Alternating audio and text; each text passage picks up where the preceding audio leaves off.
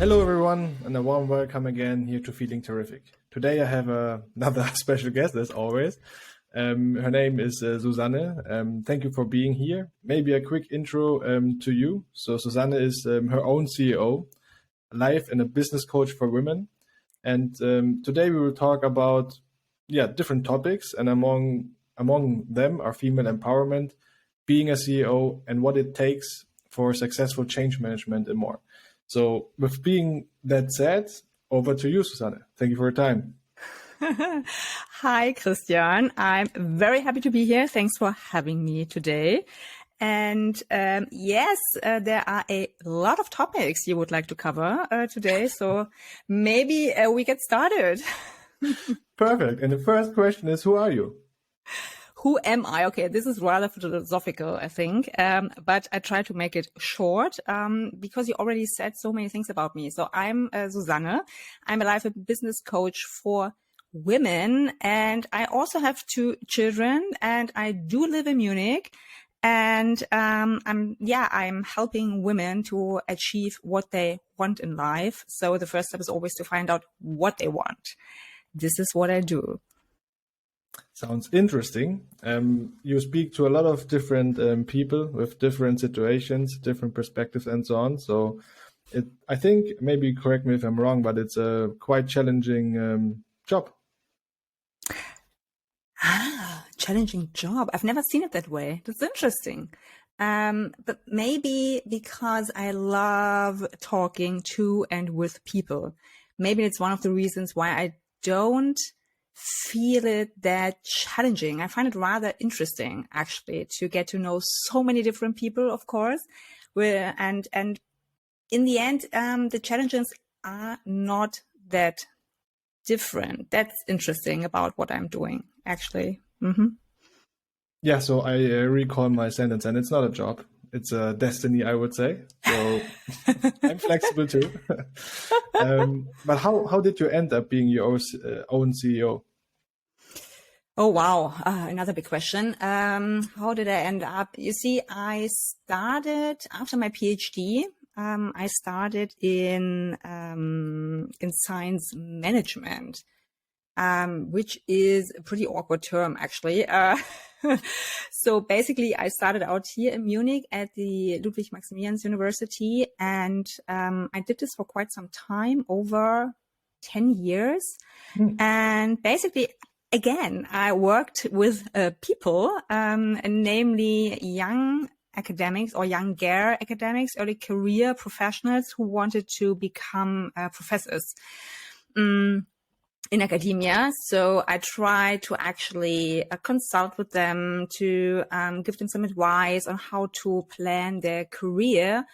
And back then I already realized that there were so many differences in how men and women face their challenges, how they struggle with them, how they present themselves and stuff like that. So I already got hooked into the whole empowering women area. And then I realized at one point, so now I'm coming closer to answering your question, I realized at one point that I couldn't grow anymore. You know what I mean? That the job was and still is a wonderful job opportunity. But I came to a point where I realized, okay, for me, this is now it. I cannot evolve myself. I cannot develop myself any further because I kind of outgrown what I did. And everything was kind of the same. It was very repetitive. And I wanted to experience more, to do more. And then I decided to get this special education to become a coach, which was very intense and very long. And it was so amazing. And I started doing it as a part-time. So besides my actual employee stuff. And then I realized, no, I want to do this full time and I want to become my own CEO. Yeah. What was your question? Why did I do it? You already answered it, and we will come back to that later also. So thank you for that. So basically you started, right? But What keeps you? What keeps you doing it? What drives you? My biggest value, actually, freedom. So one of my biggest value is freedom, and freedom to decide what to do, to decide on how I do it, to decide my own goals, my own strategy. I can decide who I work with and who I do not work with. I can decide when to work, how to work, where to work. So you see, this freedom aspect has a lot of value to me. And then, of course, the second thing that drives me, that keeps me, is my mission, my goal to help as many women as I can, to live their life, to face their challenges, to fight their struggles, fight their fights, and to really grow and live the potential they have inside them. Yes.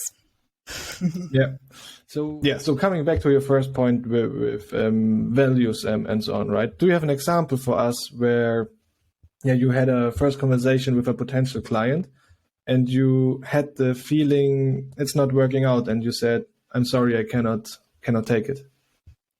Yes, I clearly remember, because she, since I work with women, she was struggling very much, and she already started our first talk. I always have this first conversation before we start working together, so that, of course, the potential client can tell me what her struggles are, and I can tell her how we could work together. And after that, both of us get to decide whether we want to move on, because it has a lot to do with chemistry.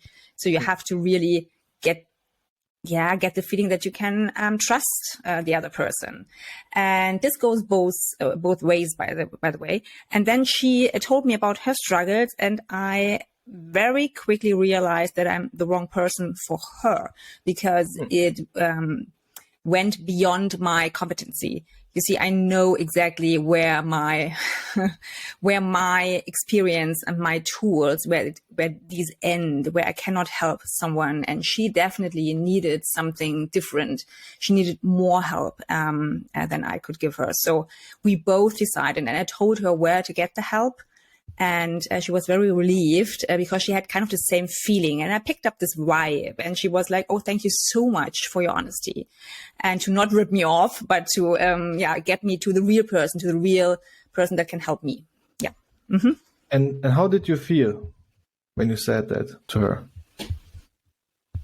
Helpful, actually, on all levels. I really had the utmost feeling of I can truly help her by getting her the help she needed at that time. And we stayed in contact, and I can see her struggling less, and maybe she will come back to me later. You see, when she really solved this huge problem for her, and when she's actually open for coaching, because coaching is something totally different from a therapy. These are very two different ways of helping people. So I felt kind of helpful and also relieved, because her struggle was way too big for us to get it together. Mm-hmm.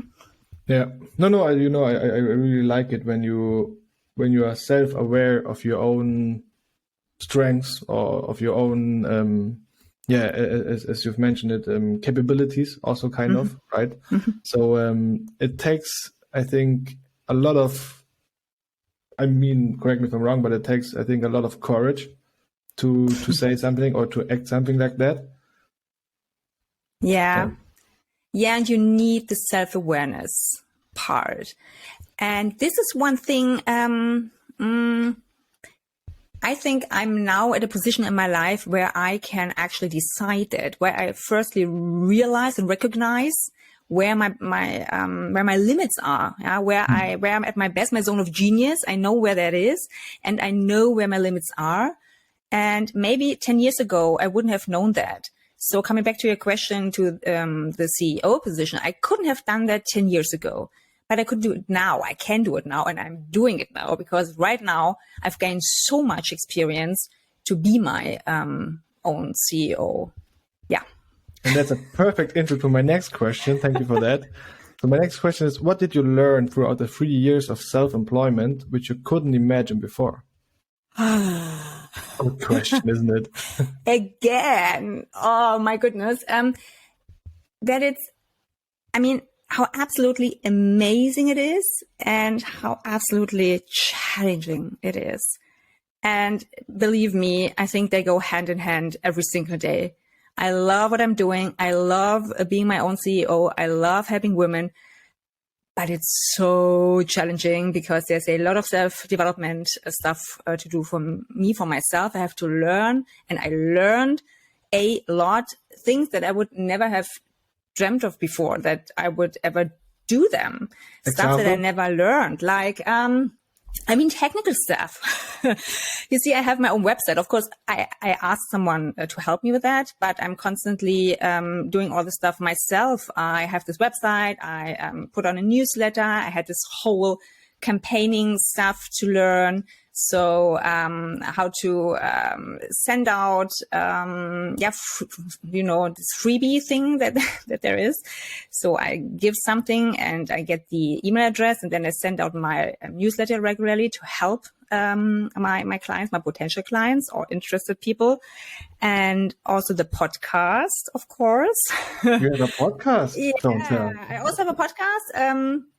And this again, I mean, there's so many different things. So there are technical parts, but of course also, I mean, coaching is an ongoing process. So I'm constantly learning, of course, myself, and doing the whole social media stuff. And I mean, I'm quite mixing it up a little bit, but you see, there's so many different parts of it. But mainly, I think, because you can learn each and every one of them, you can learn. But I think it needs self-awareness, it needs courage, and it needs willpower.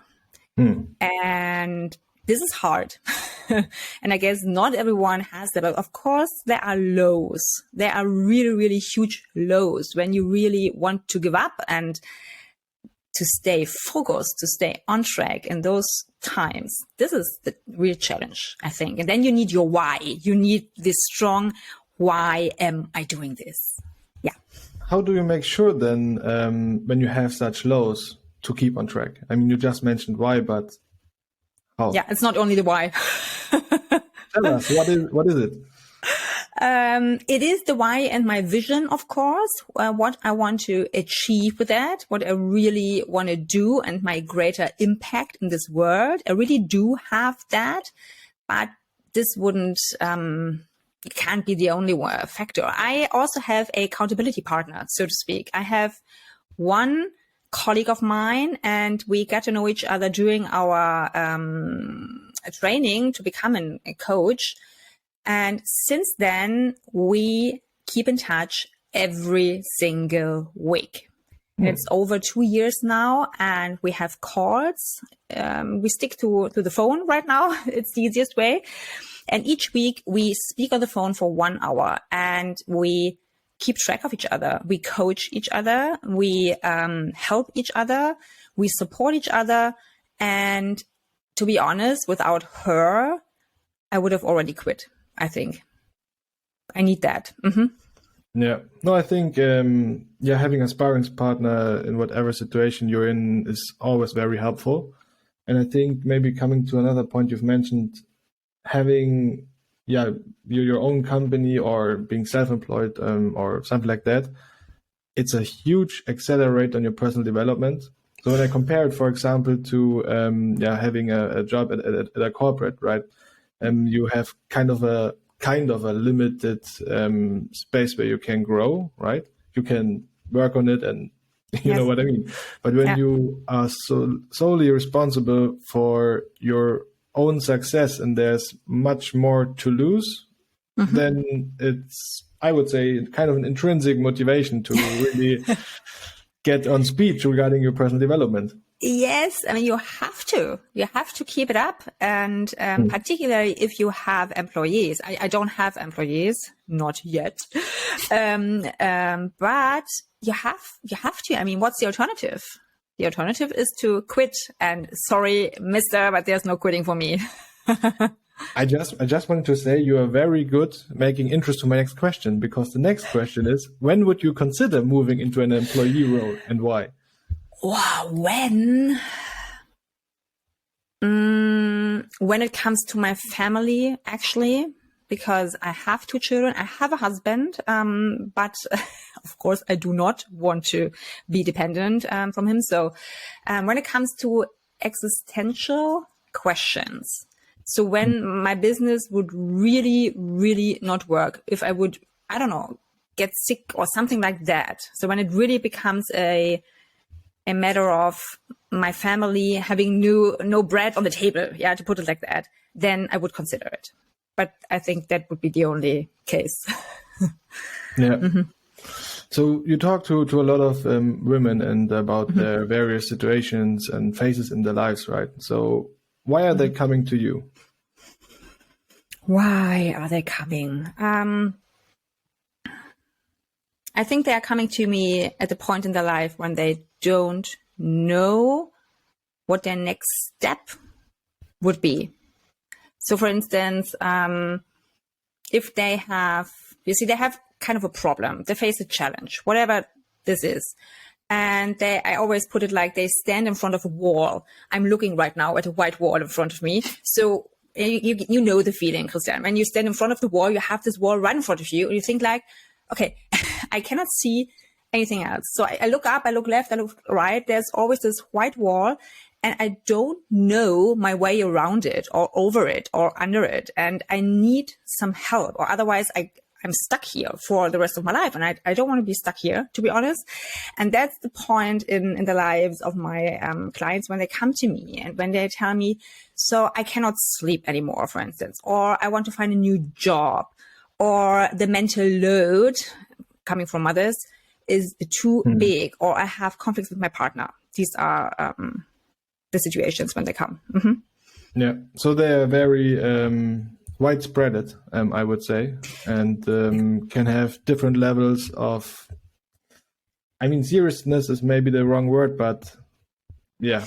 Yeah, I know what you mean. In the end, so the trigger, let me use the word trigger. I don't know if it's the right one, but the trigger they have, so the situation they face, might be very diverse, might be very different. But in the end, the things that are behind that, so the deeper conditionings, the beliefs they have about themselves, about the world, or structures, society structures, like expectations on how do I have to behave as a mother, as a female leader, as a woman in general. They kind of, I mean, they're not the same, but they are similar. And you could put, I don't know, maybe 5 to 10 beliefs or stuff like that they have all in common. So the problems may be different, but what's behind is kind of similar. Yeah. Yeah, does it make sense? It does make sense. Thank you yes. for that. And so generally speaking, what kind of challenges do you see nowadays for women?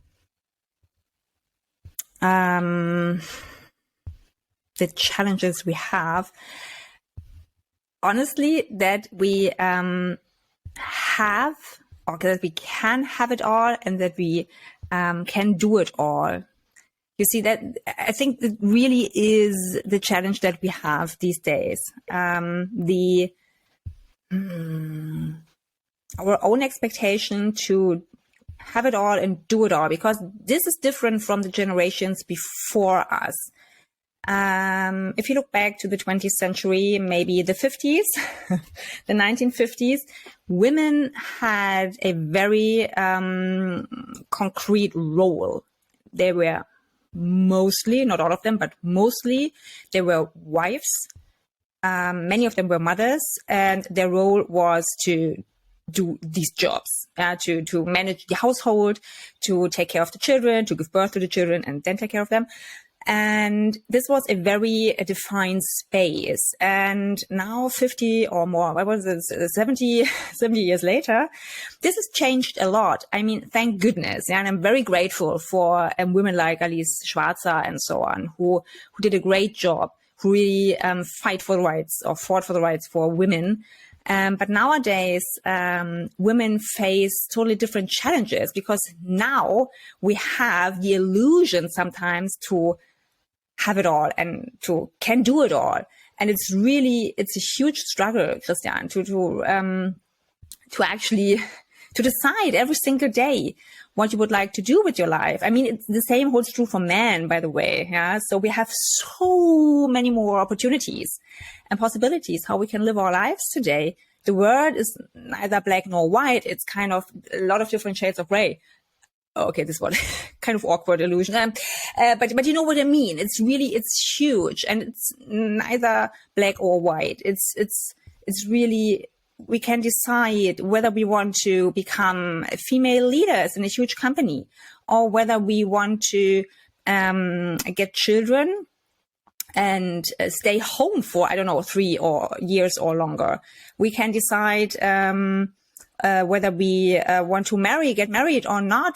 These are just random situations I pick, but this has changed a lot with regard to expectations of our society in which we live in, because still many people have expectations on how women have to behave, how they have to look, to feel, to speak, to walk, to work, to be a mother, a wife, a whatever.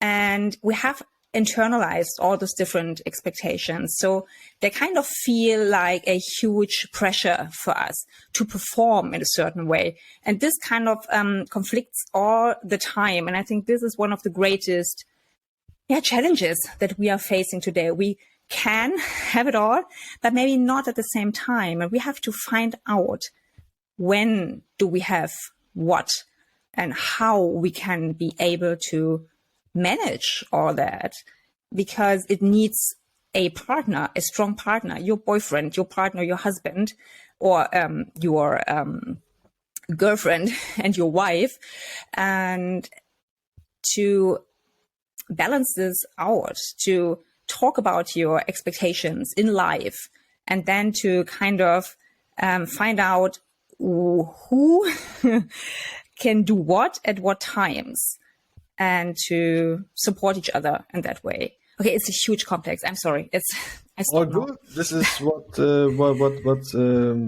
much appreciated, right? Because you are at the front, kind of, when it comes to that.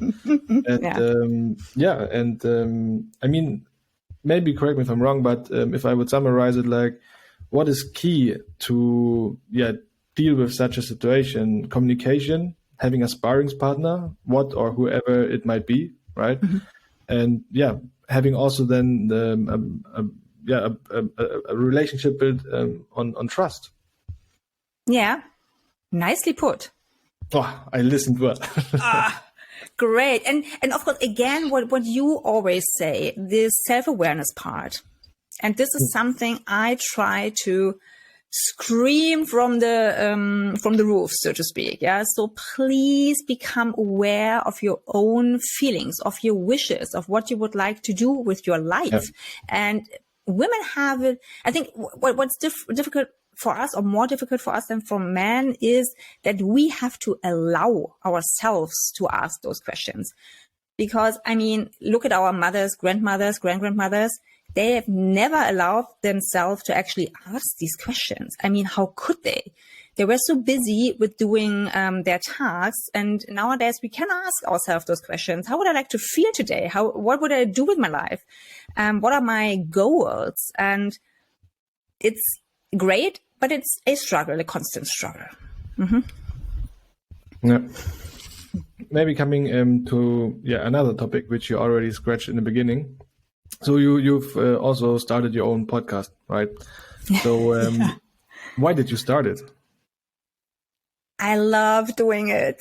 You see, of course, I have also strategic business goals with that, but which are? Excuse me? Which are the big strategic business goals? To reach, okay, we start with that. Okay, we are very businesslike. And then I come back to my joy, but to reach more women. This is one of my biggest goals with that, because before I was on Instagram and I had my website, I had a blog, and I felt no joy any longer in writing the blog because I'm way better behind the mic. And I also had this newsletter list, the mailing list. But I felt this was a very restricted group of people I could reach.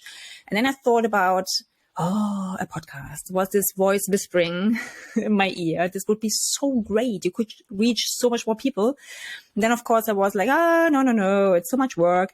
You know this, I guess, having your own podcast. And now I reach more women. I have a greater impact. And this is now since November. And I have so many more women in my circle around me. And I'm so glad I did that. Mm-hmm. Weiblich and stark, by the way, on Spotify. Thank you. If you think about, so you started in November, right? What did you learn so far? Besides increasing your network? That again, I have to use the buzzword that again, it is self-development. That podcasting is something that gets you out of your comfort zone. Even for me, and I like speaking. I have no issues with visibility whatsoever. I have other issues, of course, we all have, but really it is easy for me to sit in front of the mic and to just speak. And I never have a script. I have some thoughts, of course, but I'm not that much prepared. I'm always speaking just freely. The words come out of my mouth, but other stuff like, of course, what will people say? What will my family say if they listen to me? What will my former colleagues say if they see there's the podcast by me? These are things I struggle myself with. Now I'm fine. I'm cool with that because I'm over it. But then again, you have to, you know this, Kristen, you have to find new topics. You have to find new people you can invite, which means you have to reach out, you have to ask, and it really is leaving your comfort zone. And I like that. Yeah, thank you for sharing that. I can agree with that to a certain extent. How does your background of being your own CEO help to do your podcast in any way? You have so many wonderful questions. I like that one. Let me think. Organization is key. I think, I guess you agree, you are nodding. So one thing is organizing, because I have to organize myself very well as being my own CEO, particularly with my 2 small children. So I have not that much time. I have to be organized, but to be honest,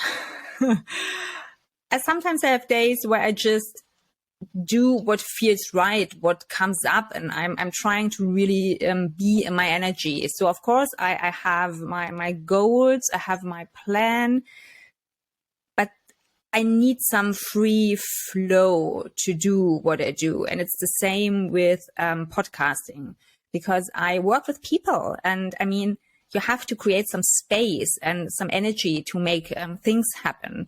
But organization, nevertheless, is key. So I have a plan for what I want to speak about, and I try to find the right people that I can invite as interview guests. I have also solo episodes. And then the other thing is networking. I guess you agree here as well. So being my own CEO means that I have to use my own network, and that I have to broaden it constantly. It has to grow. And it's the same with podcasting, because I need to ask people to help me, actually. And so if I have questions, I don't know, regarding my technical stuff, or maybe get new ideas, I ask around, I ask my network. And the same is with broadening my network. I go to a lot of network events to get to know as many people as possible and to get topics that are interesting for my audience. So organization and networking both true for being my own CEO and having my own podcast. Yeah, no, thank you for sharing that. And maybe one book I can recommend at this point of time is Rookie Smart. Mm-hmm. Do you know the book? Mm-hmm. Yeah. Yeah. So then, please explain us what this book is about. You told me before, I haven't read it yet, but you we talked about it before, and I was like, I have to read it. And it really, we need to be smart. We need to use what we have. And I think relying on your network and expanding it is one of the key factors, because you can't do these things alone. And why should we actually? Why should we? Yeah, and it's also definitely connected to the piece you already mentioned, right? Regarding being self-aware. Yes. And then also having the courage. It takes courage to ask someone for guidance, advice, help, or whatever you want to use, right? Yeah. So definitely. So in a recent LinkedIn post of yours, one of the wishes you expressed was that we dare to say yes more often, even if we have respect for whether we can actually do it. Why did you mention this? Yeah, these were wishes for us women. These are things that I want us women to do more often, so to speak, when we feel in our energy. By the way, I have to use this disclaimer because we cannot do these things all the time. But what do I mean with that? I always talk about saying no, because this is another important topic, particularly for women, to say no, to set strong boundaries, because we usually tend to say yes, all the time. Please give me more work. Please, I can do more. I can share more. I can take care more. So I always say, please have a look where you can say no more often.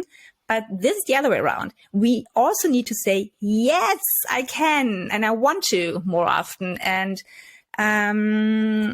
because we tend to underestimate ourselves. Again, self-awareness and courage, because we were not brought up like this. Young children, girls, are still told, please be not so wild, be calm, be friendly, be cute. And this makes something with us, of course. This has an effect on our how we see ourselves. So we have sometimes a lot of my clients, and also I know it's for myself as well, we tend to be not so strong beliefs about ourselves. We feel like this imposter syndrome, you know that. We feel like, oh no, I'm not good enough. And when trying to say yes more often, we bring ourselves in a position where we have to grow, where we have to overcome our anxiety, for instance, our respect for a situation, and particularly in job contexts.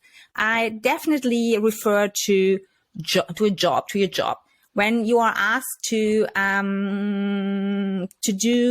fulfill a new responsibility, to give a speech, a talk in front of a lot of people, to get a new role, to lead a huge meeting, whatever it is that is your particular challenge in your job. When you are asked to do that, say yes. Yeah, say yes. I want to do this, and worry later, because we can talk about all the details, but only if we say yes. And believe me, we will not ask twice or 3 times or more. We will maybe just ask once. And this is our chance to say yes and to really get things going. Yeah. No, I really like this approach, because as you've mentioned, it might not come up twice. And, exactly, right? And you might be really able to see what good things you can do if you try. If not, then you might wonder, and you will never know. Yeah, you will never know. And what a shame would that be, right? And I strongly believe that each and every one of us has a unique gift. We all have skills that only we have. Usually these are the things that comes very easy to us. Like me speaking in front of this mic with you. And so everyone has things that come easy to them. And we should make use of them. And the more we say yes to challenges, to situations that maybe make us uncomfortable, the more we give ourselves the reason and the chance to grow and to develop and to maybe explore new sides of ourselves. How amazing. I leave this topic with this positive attitude. So thank you for that. Maybe let's focus on something different. So we are all influenced by different topics, right? Let's focus on the topic family in your case. Oh my. How has your family shaped you as a person, or what importance would you attribute to it for your personal, especially professional success? Family. It's a lot of challenges, to be honest. I have 2 children and they're still very small. They are almost 3 and almost 6 years old. And it is, of course, wonderful that I have them, and they make a huge impact in my life because they constantly force me to grow. They constantly force me to outgrow myself. It's really, I would have never thought about it like that. And no one ever is speaking about that. Or at least I wasn't aware of what family means. But it helps me with growing in my business as well, because it gives me the courage and the strength, because I know I have to fight, I have to move on, even for my children. But they also, because they challenge me this much in good ways, really in good ways, I know that I can do almost everything, because when I am able to give birth, really, this whole bodily aspect, when I'm able to give birth to 2 human beings, and when I'm able to actually bring them up, to be there and to watch them and to help them to become children and then young adults, and to bring them into their own life, then I can do whatever it takes in my business. Really, it helps a lot. And of course I have more purpose. And I have 2 girls. This is something I do not share very often. Maybe it's the first time ever. But of course that makes something with my own agenda, because I'm watching 2 girls growing up in this world, and I want for them that they can live any life they want to live. And this really gives me, it adds more to my why. So, and maybe lots of other stuff, but yeah. I know we did get it. I think we did get it. Thank you for sharing that. And it's very, deep. And I think there's no better addition to the why. Thank you. Thank you for that. So your job is very time consuming, right? So how do you make sure that you do everything justice? So not from a cliche perspective, from a CEO perspective. By accepting that I cannot do everything and everyone justice, to be honest. This is the lesson I've learned, because I'm a perfectionist, like so many other people out there. I know a lot of people can relate when I'm saying this. I like being in control, and having children is the opposite of that. This helped me as well. So I had to learn to accept that I cannot do everything and everyone justice. So I have to let people down sometimes. Sometimes I have to let myself down. I try to do that not as often anymore. Yeah. And besides accepting is setting goals, achievable goals, So goals that are really realistic. Yeah. Do you have an example? Yeah, I mean, starting the podcast, for instance, of course, I wanted to have one episode a week, but then I decided, it would be nice, but what if I cannot make it? It would really stress me out, and I do not want to add any more stress to my life. So I decided to have a new episode every other week.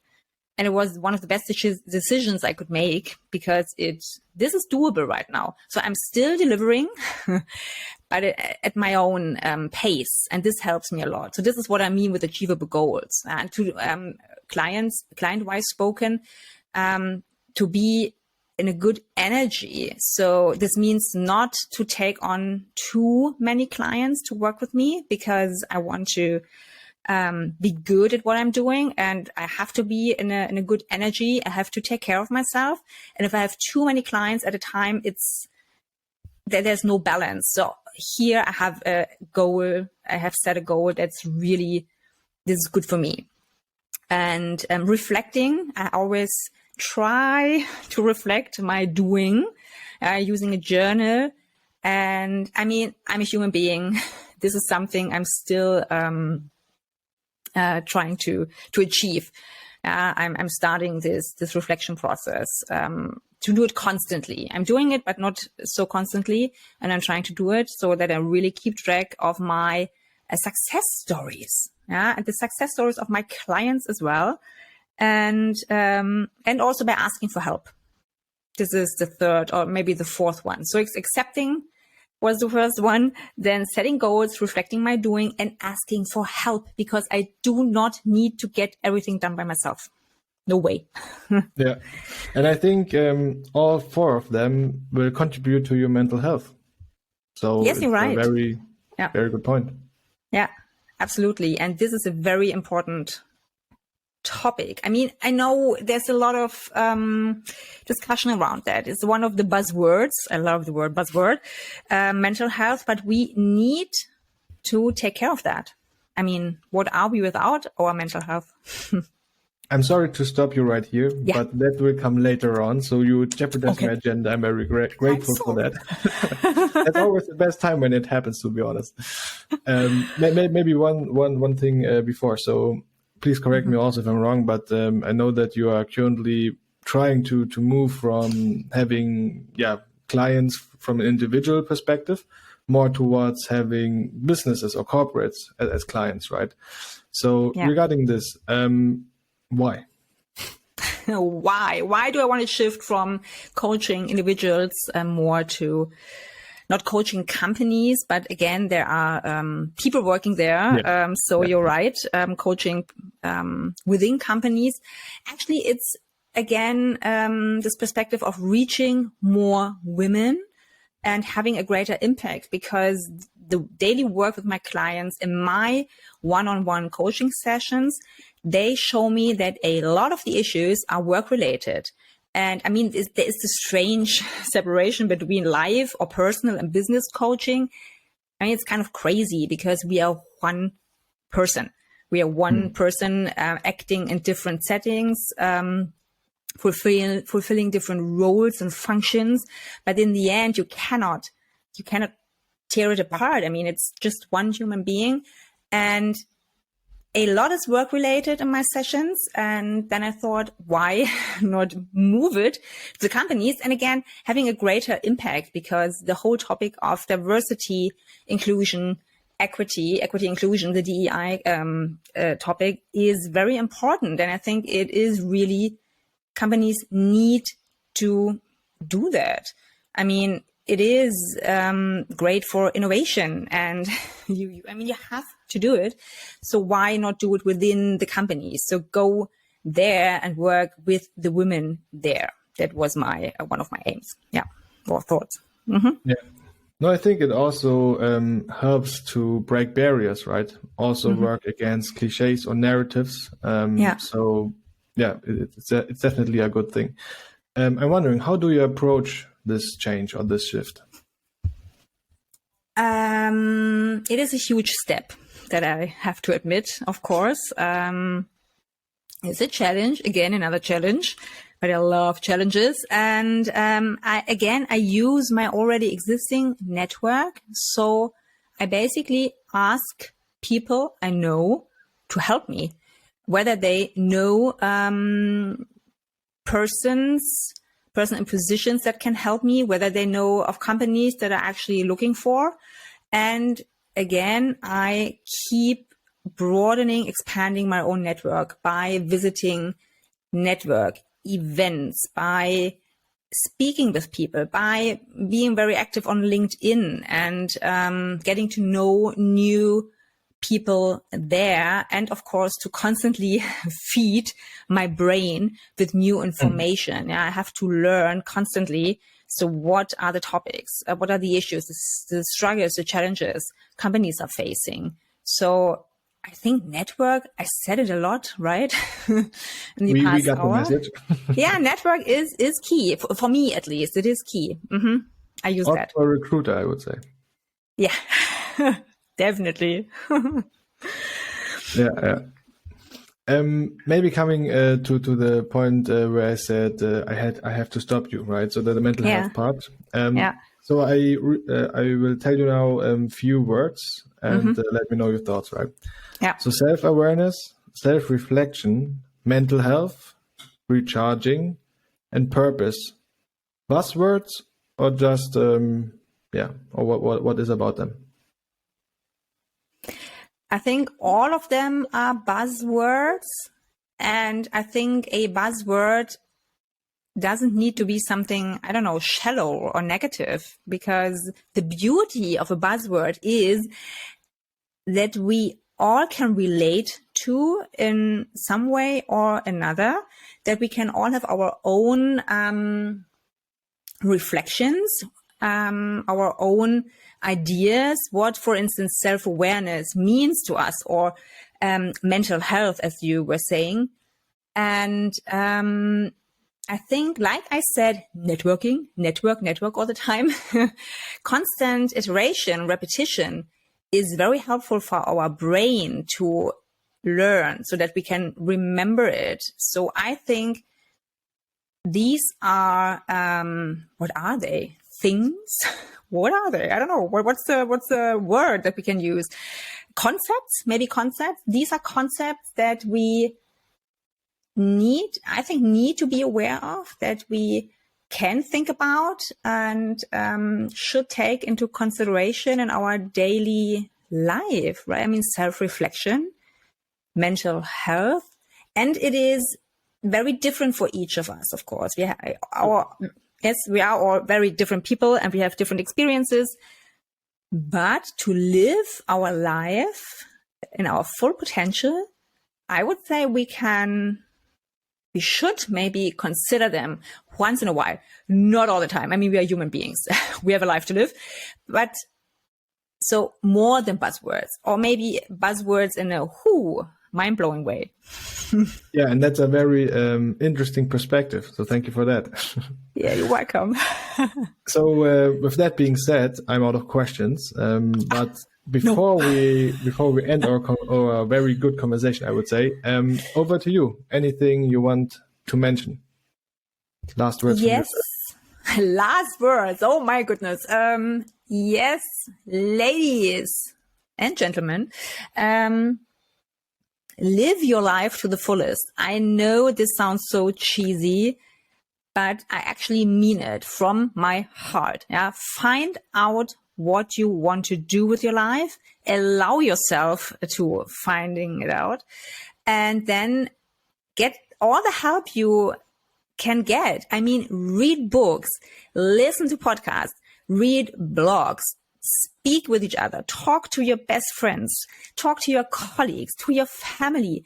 Just live, live your life to the fullest and find out what this means for you, and never stop growing. Really, I mean it. And I mean it when I say thank you for your time, Susanne. It was my pleasure, and hope to see you soon. Same here. Thank you so much, Christian. Bye-bye. Bye.